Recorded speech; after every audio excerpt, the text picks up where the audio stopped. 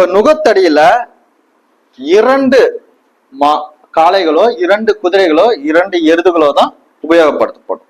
ஓகேங்களா? அப்ப கிறிஸ்துவனுடைய நுகத்தை ஏற்றுக்கொள்ளுகிற உங்கள் ஒவ்வொருவருக்கும் ஒரு உத்தம கிறிஸ்தவ கூட்டாளி வேண்டும். பிலிப்பியர் 4:3 பாருங்க. பிலிப்பியர் 4:3.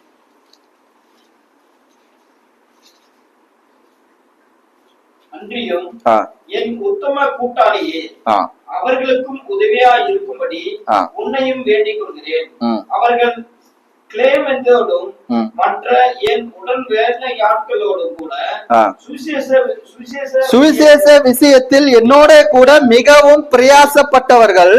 அவர்களுடைய நாமங்கள் ஜீவ புஸ்தகத்தில் இருக்கிறது. என் உத்தம கூட்டாளியே அப்படின்னு சொல்லி பவுல் ஒரு நபரை தன்னுடைய உத்தம கூட்டாளியாக சொல்லுகிறதை பார்க்கிறோம். அந்த உத்தம கூட்டாளி அவருடன் வேலையாளாக சுவிசேஷ விஷயத்தில் அவரோட கூட பிரயாசப்பட்ட ஒரு நபராக இருந்திருக்கிறார். அப்ப கிறிஸ்துவனுடைய நுகத்தை நீங்கள் ஏற்றுக்கொண்டு கிறிஸ்துவிடம் கற்றுக்கொண்டு கிறிஸ்துவனுடைய பணியை பரலோகவாசியாக பூமியிலே நீங்கள் நிறைவேற்றும் போது உங்களோட கூட ஒரு விசுவாசி அந்த நுகத்திலே இணைக்கப்பட்டிருக்க வேண்டும். ஒன்றுக்கு மேற்பட்ட, அதாவது இருவராக இசைந்துதான் நீங்கள் கிறிஸ்துவனுடைய நுகத்தை ஏற்றுக்கொண்டு நீங்கள் பூமியில கிறிஸ்துவனுடைய பணியை என்ன பண்ண முடியும்? நிறைவேற்ற முடியும். இப்ப 2 தோழர்கள் அல்லது 2 தோழிகள் ஒரே சிந்தையில் கிறிஸ்துவினால் ஒரே பாதையில் ஒரே திசையில் இசைந்து வாரங்களை அவர்கள் சமமாக அவர்கள் ஏற்றுக்கொண்டு அந்த சுமையை பகிர்ந்து அவர்கள் பயணிக்க முடியும். 2 பேர் இருந்தாங்க. ஒரே ஒருவர் அந்த நுகத்தை ஏற்றுக்கொண்டா எப்படி பயணிக்க முடியும்? கிறிஸ்துவனுடைய நுகத்தை 2 பேர் ஏற்றுக்கொண்டாருன்னா இருவரும் சமமாக அவர்கள் பயணிக்க முடியும். இருவர்களும் விசுவாசிகளாக இருந்தார்கள் என்றால் கிறிஸ்துவனுடைய நுகத்தை கிறிஸ்துவனிடமிருந்து ஏற்றுக்கொண்டு கிறிஸ்துவனிடத்திலிருந்து கற்றுக்கொண்டு இளைப்பாறுதல் பெற்று அவர்கள் பயணிக்க முடியும். அவருடைய நுகம் மெதுவாயும் அவர்களுக்கு அவருடைய சுமை இலகுவாயும் இருக்கும். அந்த பயணம் அவர்களை சரியான திசையிலே சரியான பாதையிலே ஒரே இருதயத்திலே ஒரே மனதிலே அவர்கள் தேவனிடத்தில் கொண்டு போய் தேவனுடைய பணியை சேர்க்கும் வேலையை அவர்கள் செய்யக்கூடியவர்களாக இருப்பார்கள். அவர்களுடைய பணி அவர்களை நித்தியத்தில் கொண்டு போய் என்ன பண்ணுங்க, ஒரு நாள் சேர்க்கும். நித்தியமா இருக்கிற தேவனிடத்தில் அது சேர்க்கும். அதே சமயம் ஒரு விசுவாசியும் அவிசுவாசியும் இணைந்து ஒரு நுகத்தை ஏற்றுக்கொண்டு செல்வார்களானால் அவர்கள் இருவரும் வெவ்வேறு திசைகள்ல பிரியக்கூடியவங்களாக இருப்பாங்க. அந்த அவிசுவாசி உலகத்தை நோக்கி இழுக்கக்கூடியவனாக இருப்பான். இந்த விசுவாசி தேவனை நோக்கி இழுக்கக்கூடியவனாக இருப்பான். அப்ப இது போக வேண்டிய பயணத்தை சுமக்க வேண்டிய சுமைய சமமாக பகிர்ந்து சுமந்து ஒரே இடத்துல போய் சேர முடியுமா? 2க்கும் பிரச்சனைகள் வரும், சண்டைகள் வரும், குழப்பங்கள் வரும். போய் சேர வேண்டிய இடத்தை தாமதமாகும், போகாம அந்த இடத்துக்கு போய் சேராமலும் கூட போகலாம். கரெக்டுங்களா?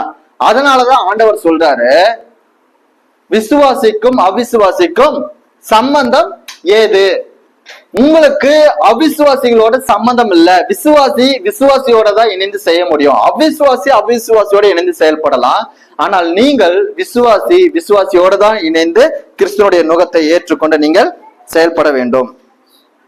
உங்களுக்கு நண்பர்களாக இருக்கக்கூடியவங்க உங்களுக்கு ஆதரிக்கலாம், உங்களை ஊக்கப்படுத்தலாம், உங்களோட கூட இணைந்து ஜெபம் பண்ணலாம். ஆனா கிறிஸ்துவனுடைய நுகத்தை ஏற்றுக்கொண்டு கிறிஸ்துவனுடைய ஊழியத்தை பூமியில நிறைவேற்றுவதற்கு உங்களுக்கு கூட்டாளி அவசியங்க.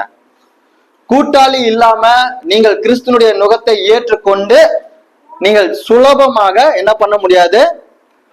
பயணித்து ஒரே திசையில் ஒரே இடத்தில் போய் சேர்வது உங்களுக்கு பல சிரமங்களை கொண்டு வரும்.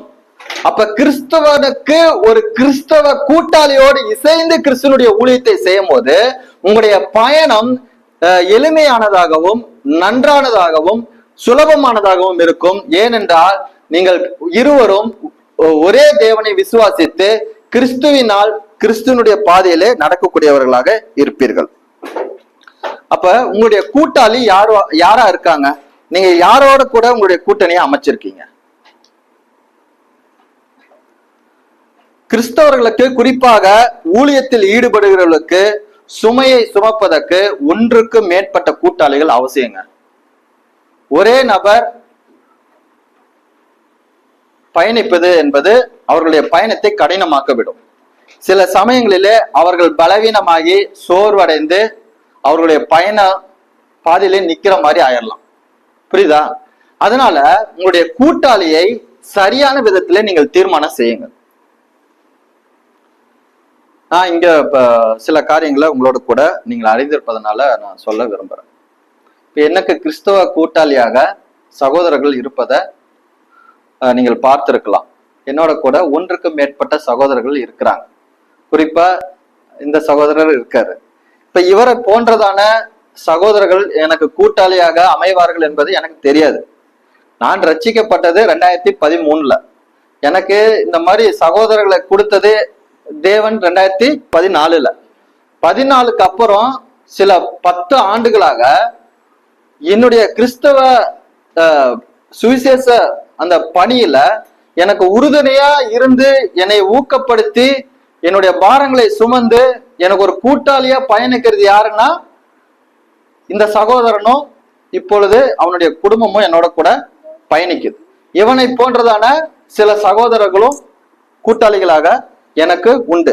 அதனாலே என்னுடைய பயணத்தை நான் இலகுவாக மேற்கொள்ள முடிகிறது. என்னுடைய சுவிசேஷத்துக்கான பிரயாசத்திலே நான் சோர்வடையாமல் பலவீனம் அடையாமல் தொடர்ந்து என்னால என்ன பண்ண முடியுது, முன்னேற முடியுது. அதே போல இப்ப அந்த சகோதரனுக்கு கூட்டாளி யாருன்னா நான் தான். அந்த சகோதரனுக்கு அது நல்லா தெரியும்.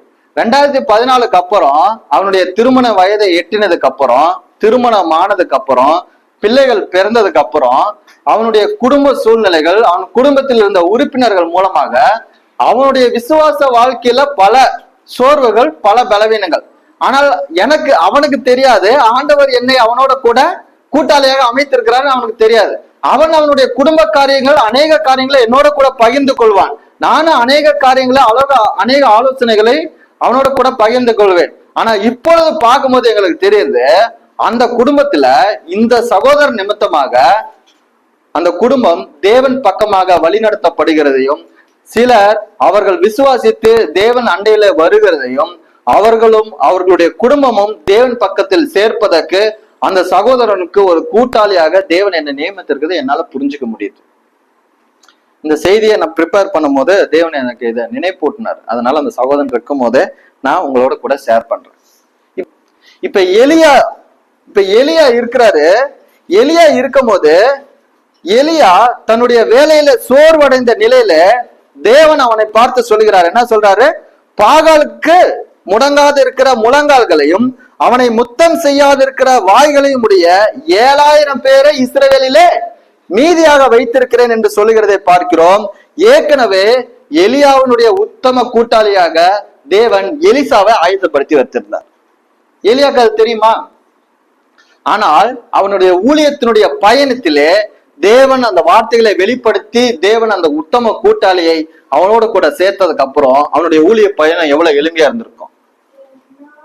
மோசேக்கு இஸ்ரவேல் ஜனங்களை மீட்கும் போது அவனுடைய உத்தம கூட்டாளியாக தேவன் யாரை இணைத்தார்?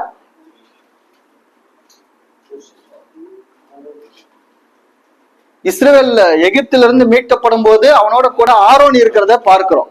எப்பெல்லாம் தேவன் தம்முடைய ஜனங்களை தம் பக்கமாக திருப்புவதற்கு வழிநடத்துகிற பணியை தராரோ அப்பொழுது அவருடைய பிள்ளைகளுக்கு ஏற்ற உத்தம கூட்டாளிகளை கூடயே கொடுக்கிறாருங்க. இயேசு கிறிஸ்து தம்முடைய 12 சீசர்களை அழைத்து அவர்களுக்கு ஊழியத்துக்காக அவர்களை பிரித்து விடும்போது அவர்களை தனியாக அனுப்பல, அவர்களை 2 பேராக அனுப்பினார் என்று மார்க்கு 6:7-11 வரைக்கும் நம்ம வாசிக்கும் போது புரிந்து கொள்ள முடிகிறது.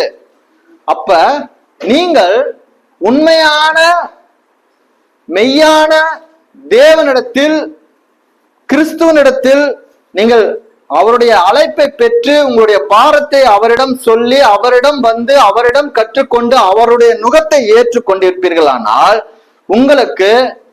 உங்களை புரிந்து கொண்ட உண்மையான ஆன்மீக உத்தம கூட்டாளி இருப்பாருங்க. அவர் ஒருவரோ ஒன்றுக்கு மேற்பட்டவராகவும் கூட இருக்கலாம். ஒன்றுக்கு மேற்பட்டவர்களாக இணைந்து அவருடைய ஊழியத்தை பூமியிலே சோர்வடையாமல் செய்ய வேண்டும் என்பதுதான் தேவனுடைய சித்தம், தேவனுடைய விருப்பம்.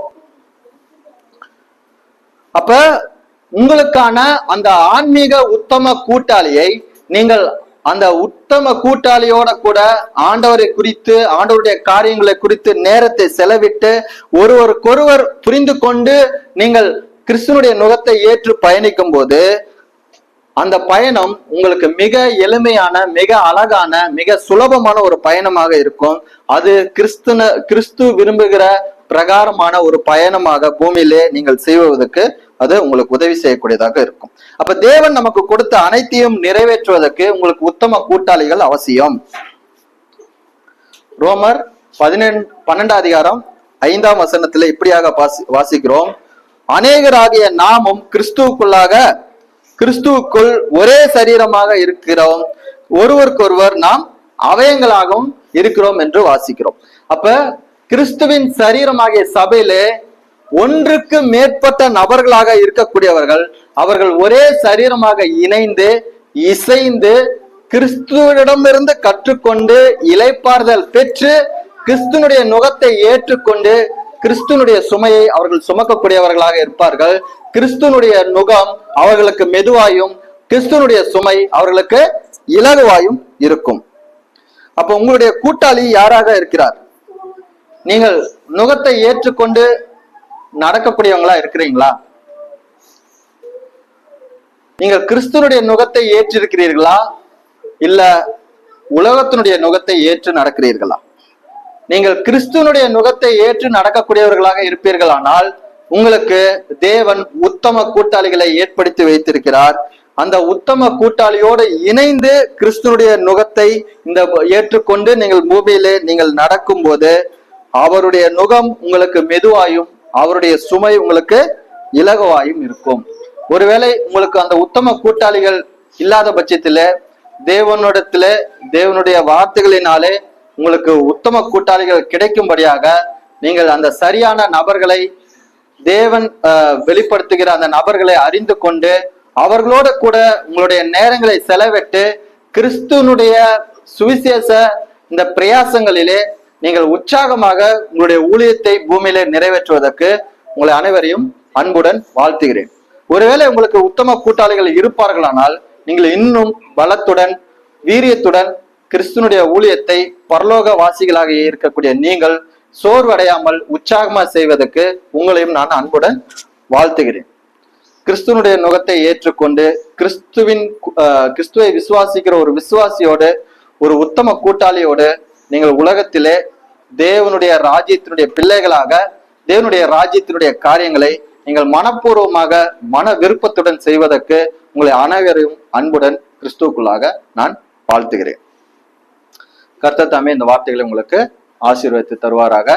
நாம் யாவரும் நம்முடைய தலைகளை தாழ்த்தி தேவனிடத்தில் நம்ம ஒப்பு கொடுத்து தேவனை நோக்கி நாம் பார்க்கலாம்.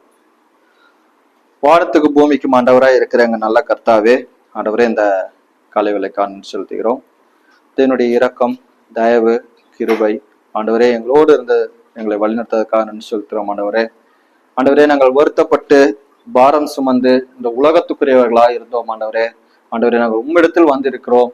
ஆண்டவரே எங்களுடைய பாரங்களை நீர் ஏற்றுக்கொண்டு எங்களுக்கு இளைப்பாறுதல் தந்து ஆண்டவரே சாந்தம் மனத்தாழ்மையினாலே ஆண்டவரே நாங்கள் உம்மிடத்தில் கற்றுக்கொண்டு ஆண்டவரே உம்முடைய மெதுவா இருக்கிற உம்ம நுகத்தை நாங்கள் மனப்பூர்வமாக ஏற்றுக்கொண்டு இலகுவா இருக்கிற உம்ம சுமையை நாங்கள் சுமப்பதற்கு சந்தோஷமாக செய்கிறவர்களாக இருக்க தேவன் எங்களை எடுத்து பயன்படுத்த வேண்டுமா ஜெபிக்கிறோம். ஆண்டவரே எங்களுடைய இந்த உலகத்துக்குரிய ஆண்டவரே பரலோக வாசிகளாக இருக்கக்கூடிய நாங்கள் இந்த உலகத்துக்குரிய காரியங்களிலே, பூமிக்குரிய காரியங்களிலே நாங்கள் வேறுபட்டு ஜீவிப்பதற்கு ஆண்டவரே உமது சித்தத்தை நாங்கள் நிறைவேற்றுவதற்கு ஆண்டவரே எங்களுடைய சரியான உத்தம கூட்டாளிகளை நாங்கள் தேர்வு செய்து அவர்களோடு கூட நாங்கள் இந்த உலகத்திலே ஆண்டவரே உமது சத்தியத்தை எடுத்து சொல்ல, உமது ஆண்டவர் சுவிசேஷ பணிகளை நாங்கள் சிறப்பாக செய்ய தேவன் எங்களை எடுத்து பயன்படுத்த வேண்டுமா ஜெபிக்கிறோம்.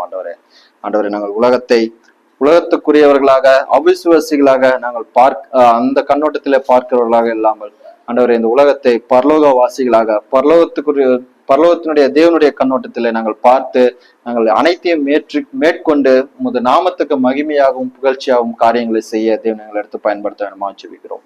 எங்களுடைய குற்றங்கள் குறைகள் எல்லாவற்றையும் மன்னித்து எங்களை வழிநடத்த வேண்டுமாய் சர்வ வல்லமையும் மிகுந்த கிருபையுள்ள இயேசு கிறிஸ்துவின் ஜெபிக்கிறோம் நல்ல பிதாவே.